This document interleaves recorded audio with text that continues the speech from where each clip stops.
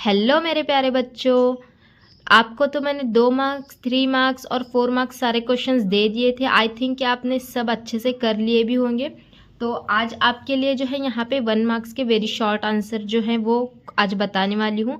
ये अगर आप कर लोगे तो मैं गारंटी देती हूँ कि इसमें 1 मार्क के भी क्वेश्चंस आपको आएंगे और 2 मार्क्स के भी इसमें से आएंगे क्वेश्चंस, और बहुत इजी क्वेश्चंस हैं। तो वीडियो को एंड तक ज़रूर देखना बच्चों। चैनल पे नए होंगे तो सब्सक्राइब ज़रूर करना और वीडियो को अपने दोस्तों के साथ भी शेयर कर देना। तो चलिए बिना टाइम वेस्ट किए हम शुरू करते हैं। सेक्शन ए जो है उसमें आपको क्वेश्चन नंबर 2 होता है वेरी शॉर्ट आंसर्स का।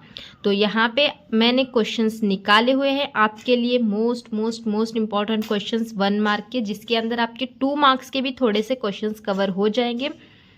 ऐसा है कि कभी कभी बोर्ड ये क्वेश्चंस 1 मार्क में देता है तो कभी 2 मार्क्स में देता है, और इसमें के बहुत से ऐसे एक्सपेक्टेड क्वेश्चंस हैं जो अभी आने के चांसेस हैं 2026 में। तो चलिए वीडियो को शुरू करते हैं। तो यहाँ पे देखो, सबसे पहले मैंने यहाँ पे आपके लिए क्वेश्चन निकाला है, state formula for angle of banking. Angle of banking का आपको यहाँ पे फॉर्मूला लिखना है, और ये जो है चैप्टर नंबर 1 में है। तो एंगल ऑफ फॉर्मूला जो है, इसका फॉर्मूला जो है एंगल ऑफ बैंकिंग का, तो इसका है formula theta is equal to tan inverse, और हम यहाँ पे ब्रैकेट में लिखेंगे v² अपॉन RG। ये इसका फॉर्मूला है, दिख रहा है ना आपको? देखो, theta is equal to tan inverse v² upon RG। तो ये 1 मार्क के लिए है। फिर अगर हम इसका ये देखेंगे क्वेश्चन, डिफाइन सरफेस टेंशन। तो सरफेस टेंशन का देखो, कभी कभी आपको 1 मार्क के लिए भी पूछा जाता है, और कभी कभी 2 मार्क्स के अंदर आपको सरफेस टेंशन और सरफेस एनर्जी दोनों का मिलाकर पूछा जाता है। तो सरफेस टेंशन की डेफिनेशन मैं सिंपल बताती हूँ। Surface tension is defined as force per unit length. क्या है? Force per unit length. इतना ही आप लिखोगे तो भी चलेगा। Force, the surface tension is defined as it is the ratio of, क्या है? It is the ratio of force per unit length. यानी कि यहाँ पे फॉर्मूला मैं बताऊँ कि आपको लिख के F अपॉन L, इस तरीके से आप लिख सकते हो। फोर्स पर यूनिट लेंथ मतलब यहाँ पे रेशियो करके लिखना है। यहाँ पे आपका आना चाहिए surface tension is the ratio of force per unit length. Simple करके मैंने डेफिनेशन यहाँ पे बताई है। फिर देखो, अब यहाँ पे डिफाइन सरफेस एनर्जी पूछा गया है। तो सरफेस एनर्जी की डेफिनेशन क्या है? The energy that liquid surface. यहाँ पे मैं इसका आंसर आपको पीछे लिख के देती हूँ, क्वेश्चन नंबर डाल के, जब एक्सप्लेन करके हो जाएंगे। तो डिफाइंस यहाँ पे अभी उतनी जगह नहीं है, इसीलिए मैं यहाँ पे फॉर्मूले आपको इस पेज पे जो फॉर्मूले हैं वो लिखाती हूँ। डेफिनेशंस में थोड़ा आपको पीछे बताऊंगी, मतलब वहाँ पे नंबर डाल के आपको बता दूंगी। फिर यहाँ पे देखो, define surface energy. Surface energy मतलब क्या होता है? एक जो यहाँ पे जो एक्स्ट्रा लिक्विड जो होता है ना, तो एक्स्ट्रा लिक्विड का जो मतलब एक्स्ट्रा लिक्विड जो होता है उसके अंदर क्या होता है, उसकी जो सरफेस होती है वो आइसोथर्मल कंडीशन के अंदर होती है, तो उसको हम बोलते हैं सरफेस एनर्जी। समझ में आ गया? जो लिक्विड की एक्स्ट्रा सरफेस होती है वो आइसोथर्मल कंडीशन के अंडर में होती है, तो उसको ही हम सरफेस एनर्जी बोलते हैं। डेफिनेशन मैं आपको लिखा दूंगी पीछे। फिर डिफाइन थर्मोडायनेमिक सिस्टम है। तो थर्मोडायनेमिक सिस्टम मतलब क्या होता है, उसकी भी डेफिनेशन पीछे लिखा दूंगी मैं आपको। यहाँ पे समझा देती हूँ सिर्फ। यहाँ पे देखो, थर्मोडायनेमिक सिस्टम मतलब क्या होता है? ये एक कलेक्शन होता है। Thermodynamic system is collection of number of atoms, molecules, particles, volume, pressure, ये सब को मिलाकर जो सिस्टम बनती है उसको हम बोलते हैं थर्मोडायनेमिक्स। तो ये वाला भी क्वेश्चन मोस्ट इम्पॉर्टेंट है, और ये आया भी है, आई थिंक 2020 में कुछ तो आया हुआ है। उसके बाद डिफाइन सेंट्रीपिटल फोर्स। तो सेंट्रीपिटल फोर्स किसको बोलते हैं हम? इस इजी डेफिनेशन बताती हूँ आपको। टेक्स्ट बुक में आप ढूंढोगे तो टफ है डेफिनेशन, मैं बताती हूँ।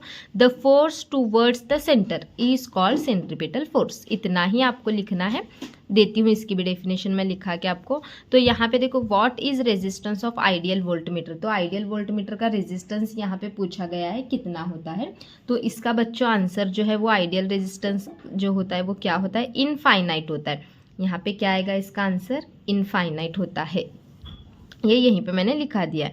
What is the binding energy of hydrogen atom. Hydrogen atom की बाइंडिंग एनर्जी कितनी होती है, ऐसे यहाँ पे पूछा गया है। तो हाइड्रोजन एटम की अगर हम बाइंडिंग एनर्जी देखेंगे ना, तो कितनी होती है? 13.6 EV इतनी होती है। तो याद करके लो, ये भी क्वेश्चन आया हुआ था पेपर में।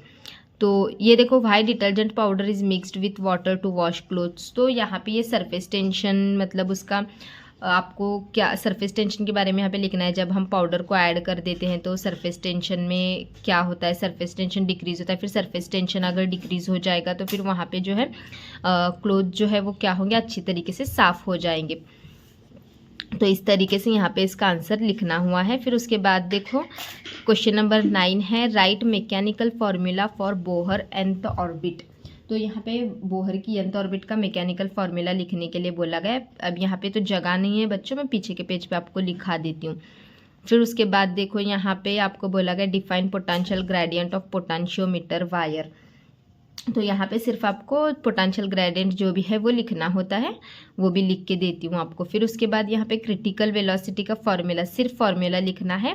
और अगर समझो बच्चों 2 मार्क्स के लिए ये क्वेश्चन आया, आप कभी देखो 2 मार्क्स के लिए आया समझो, तो आपको यहाँ पे फॉर्मूला भी लिखना है और प्लस डेफिनेशन भी लिखनी है इसकी। ओके, चैप्टर नंबर 3 में इसका आंसर आपको मिलेगा। फिर उसके बाद देखो यहाँ पे बूलियन एक्सप्रेशन आपको यहाँ पे लिखना है, एक्सक्लूसिव एक्स और गेट के लिए है। तो एक्स और गेट है, नॉर गेट है, ऐसे बहुत सारे गेट्स हैं चैप्टर नंबर 16 में। तो वो आपको थोड़ा सा पढ़ के लेना है। उसके बाद डिफाइन मीन फ्री पाथ, यहाँ पे सिर्फ डेफिनेशन लिखनी है। तो डेफिनेशन इसकी इम्पॉर्टेंट है, याद करो आप। फिर उसके बाद देखो यहाँ पे define Lenz law, Lenz law भी मोस्ट इम्पॉर्टेंट है। ये वाला क्वेश्चन भी 2025 में आया हुआ है, तो उसकी यहाँ पे लिख देती हूँ। देखो 2025 में ये वाला क्वेश्चन आया हुआ है। और उसके बाद देखो डिफाइन यूनिफॉर्म सर्कुलर मोशन। तो यूनिफॉर्म सर्कुलर मोशन ये वाला क्वेश्चन जो है 2020 में आया हुआ है। और इसका क्या है, आपको यूनिफॉर्म सर्कुलर मोशन मतलब क्या होता है, मतलब एक कोई भी पार्टिकल होता है तो वो जो है सर्कुलर मोशन परफॉर्म कर रहा होता है और उसकी जो स्पीड है वो कॉन्स्ट मतलब सेम स्पीड होती है। The particle performing circular motion with constant speed, वहाँ पे स्पीड उसकी चेंज नहीं होती रहती, कांस्टेंट रहती है स्पीड, उसको बोलते हैं हम यूनिफॉर्म सर्कुलर मोशन। हाँ, अगर समझो उसकी स्पीड नॉन यूनिफॉर्म का पूछा गया आपको तो क्या लिखना है, the particle performing circular motion, speed जो है वो चेंज होती रहती है तो उसको हम बोलेंगे नॉन यूनिफॉर्म, लेकिन यूनिफॉर्म में स्पीड कांस्टेंट रहती है। फिर उसके बाद right differential equation for angular SHM, सिर्फ इक्वेशन लिखना है आपको इसकी। तो ये क्वेश्चन देखो 2 मार्क्स के लिए भी आ सकता है, इम्पॉर्टेंट है। फिर उसके बाद देखो what is surroundings in thermodynamics, ये चैप्टर नंबर 4 में ही है इसका आंसर, आप लिख सकते हो। सराउंडिंग की डेफिनेशन दी गई है।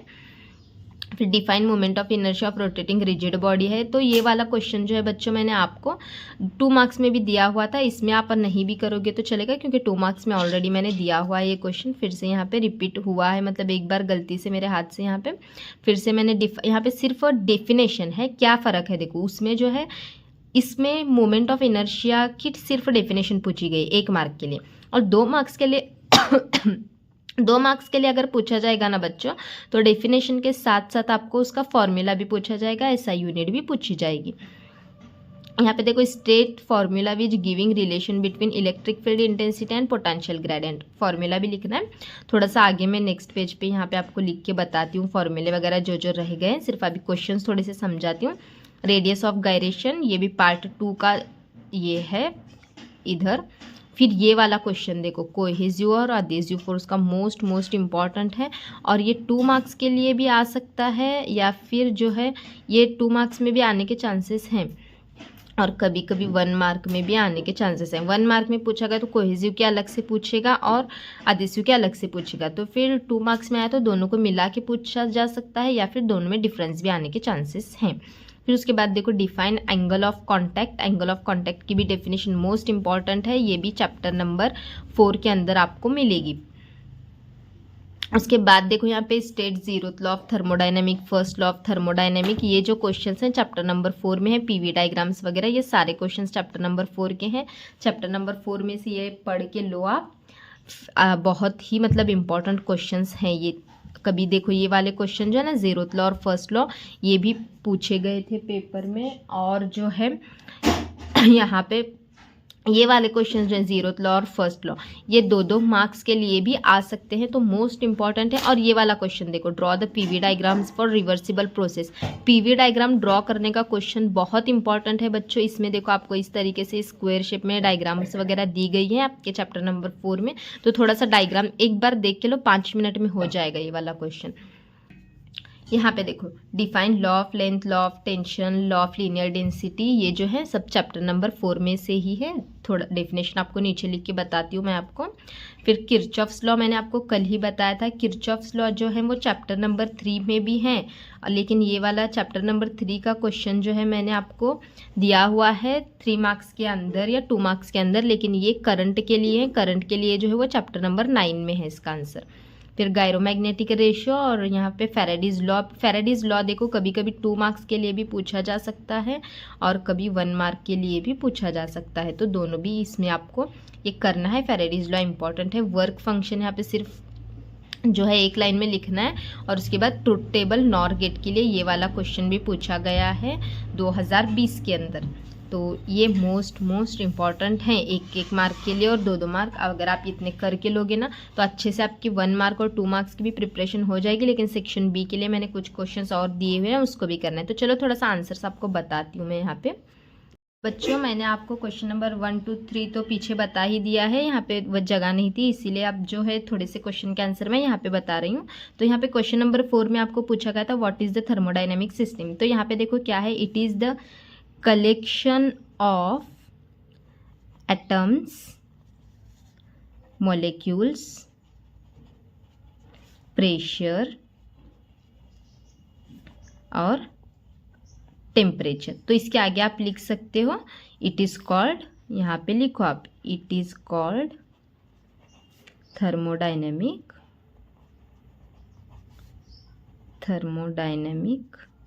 सिस्टम। थोड़ा सा जल्दी में अभी लिख रही हूँ तो राइटिंग थोड़ा सा कुछ समझ नहीं भी आएगी तो पूछो मुझसे। फिर यहाँ पे देखो क्वेश्चन नंबर 5 में आपको पूछा गया था डिफाइन सेंट्रीपिटल फोर्स। तो यहाँ पे एक सिंपल डेफिनेशन बताती हूँ, the force acting towards the centre of circle is called, क्या बोलेंगे हम उसको, सेंट्रीपिटल फोर्स। ओके, जो डेफिनेशंस टेक्स्ट बुक में है वो आप याद करके लो, जो है लेकिन फिर भी उसको और सिंपल हो सकता है, वो मैं यहाँ पे सिंपल करके आपको दे रही हूँ।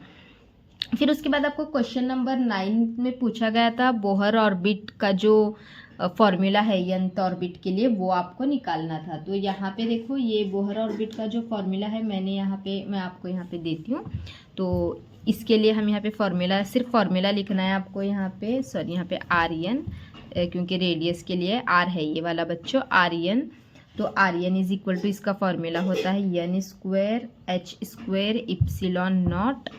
यहाँ पे मैं इस तरीके से लिखती हूँ, मतलब अपॉन है, अपॉन पाई MEZE का स्क्वायर, इस तरीके से इसका फॉर्मूला है। ओके, आप इसको इसके नीचे भी यहाँ पे डिवाइड के फॉर्म में लिख सकते हो। ये हो गया। अब यहाँ पे देखो क्वेश्चन नंबर 10। तो क्वेश्चन नंबर 10 में आपको यहाँ पे क्या पूछा गया था, देखो क्वेश्चन नंबर 10 में आपको पूछा गया है potential gradient for potentiometer wire की डेफिनेशन लिखना है। तो ये क्या है, it is change in electrical potential per unit length. Simple है definition, change in electrical potential per unit length. अब इलेक्ट्रिकल पोटेंशियल मतलब हम यहाँ पे लेंगे V और ये लेंथ मतलब लेंगे L। ये तो इस तरीके से फॉर्मूला भी आप लोगे तो याद रहेगी आपको डेफिनेशन। V/L मतलब चेंज इन, V मतलब चेंज इन इलेक्ट्रिकल पोटेंशियल और L मतलब लेंथ। तो change in electrical potential per unit length, इस तरीके से सिंपल है बहुत। फिर क्वेश्चन नंबर 11 भी आपको बताना रह गया था। क्वेश्चन नंबर 11 में क्रिटिकल वेलोसिटी का फॉर्मूला पूछा गया था बच्चों। तो क्रिटिकल वेलोसिटी का फॉर्मूला होता है VC is equal to R, यहाँ पे ये ईटा बोलते हैं इसको, आर्यन, ये ईटा है, अपॉन ये यहाँ पे इस तरीके से रो, और ये जो है डी, ये फॉर्मूला है क्रिटिकल वेलोसिटी का।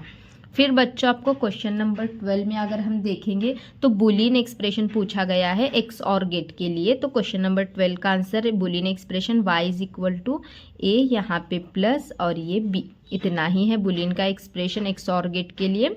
फिर क्वेश्चन नंबर 13 में अगर हम देखेंगे बच्चों तो वहाँ पे हमें डेफिनेशन पूछी गई है। कौन सी डेफिनेशन? मीन फ्री पाथ की डेफिनेशन। तो मीन फ्री पाथ मतलब क्या होता है, देखो यहाँ पे द एवरेज डिस्टेंस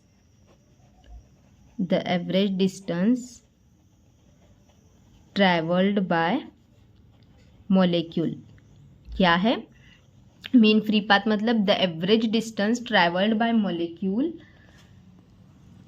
मॉलिक्यूल है बिटवीन कोलिजन।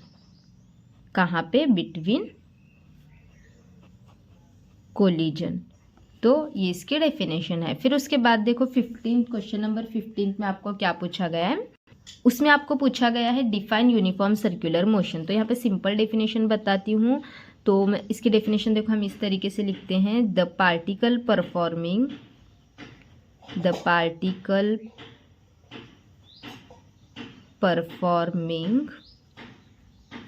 सर्कुलर मोशन, यहाँ पे particle performing circular motion with constant speed. कैसी स्पीड है? Constant speed. It is called क्या आएगा? यूनिफॉर्म सर्कुलर मोशन, यूसीएम भी बोलते हैं इसको हम। फिर उसके बाद देखो नेक्स्ट क्वेश्चन, उसके बाद और एक क्वेश्चन देखो बच्चों 16th क्वेश्चन नंबर में आपको पूछा गया था डिफरेंशियल इक्वेशन एसएचएम के लिए। तो ये वाला क्वेश्चन 2 मार्क्स में भी इम्पॉर्टेंट है, बहुत ज़्यादा। 2 मार्क्स में आएगा तो एक्सप्रेशन लिखना है, 3 मार्क्स के लिए भी आ सकता है एक्सप्रेशन के लिए, और यहाँ पे 1 मार्क में इक्वेशन सिर्फ पूछी गई है। तो इक्वेशन इसकी क्या है? d² x/dt का स्क्वायर प्लस ओमेगा स्क्वायर, यहाँ पे x आएगा इसके साथ, इज इक्वल टू 0। ये वाली मोस्ट इंपॉर्टेंट इक्वेशन है। तो ये हो गया। अब देखो यहाँ पे फिर उसके बाद आपको जो है नेक्स्ट थर्मोडाइनमिक्स का फर्स्ट लॉ, 0th लॉ, ये सब चीज़ें वहाँ पे दी गई हैं चैप्टर नंबर 4 में, इजीली आपको मिल जाएंगी। सिर्फ आप जाओ चैप्टर नंबर में और थर्मोडाइनमिक फर्स्ट लॉ और 0th लॉ आपको वहाँ पे हेडिंग मिल जाएगी, आप याद कर लेना। जैसी है वैसी डेफिनेशन डार्क ब्लैक कलर में दी गई है। फिर उसके बाद जो है यहाँ पे आपको ये देखो डिफाइन लॉ ऑफ लेंथ वगैरह यहाँ पे पूछा गया है, law of tension, law of linear density. तो ये देखो यहाँ पे है, यहाँ पे देखो बच्चों हम थोड़ा सा ऊपर आ गए हैं। यहाँ पे क्वेश्चन नंबर 25 में आपको पूछा गया था define law of length, law of tension, और यहाँ पे लॉ ऑफ लीनियर डेंसिटी है इस तरीके से। तो 25 में आपको लॉ ऑफ लेंथ और लॉ ऑफ जो है टेंशन पूछा गया है। इसकी एक बहुत ही सिंपल ट्रिक मैं आपको फॉर्मूले के हिसाब से याद करने का बताती हूँ। कभी कभी देखो ये वाला क्वेश्चन तीनों मिला के 3 मार्क्स के लिए पूछा जाता है, कभी कभी 1-1 मार्क में सिर्फ अलग अलग पूछा जाता है। तो ये वाला क्वेश्चन बहुत इंपॉर्टेंट है। ये दोनों जो क्वेश्चन है ना, ये 25 और 26 मोस्ट इंपॉर्टेंट है। चलो मैं आपको इजी ट्रिक बताती हूँ, नीचे आपको याद कैसे करना है। तो यहाँ पे हमने देख लिया था। तो क्वेश्चन नंबर 25 को देखो इस तरीके से यहाँ पे लिखा है मॉडिफाई करके, लॉ ऑफ लेंथ। तो लॉ ऑफ लेंथ क्या होता है? लॉ ऑफ लेंथ की डेफिनेशन आपको कैसे याद करनी है? देन यहाँ पे जो है n मतलब होता है फ्रीक्वेंसी। तो यहाँ पे फ्रीक्वेंसी ऑफ यहाँ पे हम चैप्टर नंबर 6 का देख रहे हैं। तो यहाँ पे वाइब्रेशन स्ट्रिंग के बारे में बोला गया है। तो frequency of vibrating string is inversely proportional to क्या आएगा? लेंथ ऑफ जो है स्ट्रिंग की लेंथ है उसको इन्वर्सली प्रोपोर्शनल आएगा। और इसमें कांस्टेंट क्या होंगे? यहाँ पे अगर हम कांस्टेंट की बात करेंगे तो यहाँ पे कांस्टेंट होंगे मास, यहाँ पे कांस्टेंट क्या होगा? कांस्टेंट आएगा मास, और मास के साथ ही क्या आएगा यहाँ पे? कांस्टेंट। ये सिर्फ इसके अंदर मास ही कांस्टेंट आएगा, और टेम्परेचर। तो क्या लिख सकते हैं हम इसकी डेफिनेशन देखो, law of length is defined as the frequency, सिर्फ आप फ्रीक्वेंसी बोलो चलेगा, frequency is inversely proportional to length when at the constant temperature and mass. इस तरीके से आप लिख सकते हो। फिर वैसे ही अगर हम इसका देखेंगे लॉ ऑफ लीनियर डेंसिटी और टेंशन का, तो वो भी बता देती हूँ। देखो बच्चों, क्वेश्चन नंबर 25 में ही आपको लॉ ऑफ टेंशन पूछा गया। तो लॉ ऑफ टेंशन में क्या आएगा, N is directly proportional to square root of temperature. मतलब इसका आप कैसे लिखेंगे, law of tension is defined as the frequency of vibrating string is directly proportional to square root of tension. और इसमें कांस्टेंट क्या होगा, अगर हम देखेंगे तो यहाँ पे एट द लिखना है, आगे भी the frequency of vibrating string is directly proportional to square root of temperature at a constant. यहाँ पे अब कांस्टेंट क्या आएगा, लेंथ, और क्या आएगा, मास। L मतलब लेंथ, M मतलब मास। और लॉ ऑफ लीनियर डेंसिटी अगर हम देखेंगे इसी तरीके से है ना बच्चों, शॉर्ट में याद करना है। लॉ ऑफ लीनियर डेंसिटी आप क्या करते हो, रट्टा मारते हो तो वो याद नहीं होता उसको वो। तो लॉ ऑफ लीनियर डेंसिटी में क्या आएगा, N is inversely proportional to mass. अब यहाँ पे कांस्टेंट कौन आएगा, मास आ गया, तो यहाँ पे टेम्परेचर एंड लेंथ क्या आएंगे, कांस्टेंट। तो बहुत इजी है याद करना। Frequency of vibrating string is inversely proportional to mass at a constant temperature and length. कितना इजी है देखो याद करना। इस तरीके से याद करो, और कुछ रहा भी होगा तो याद करो, तो अच्छे से क्वेश्चंस को याद करके जाओ पेपर के लिए। ठीक है, नेक्स्ट वीडियो के लिए कमेंट करना।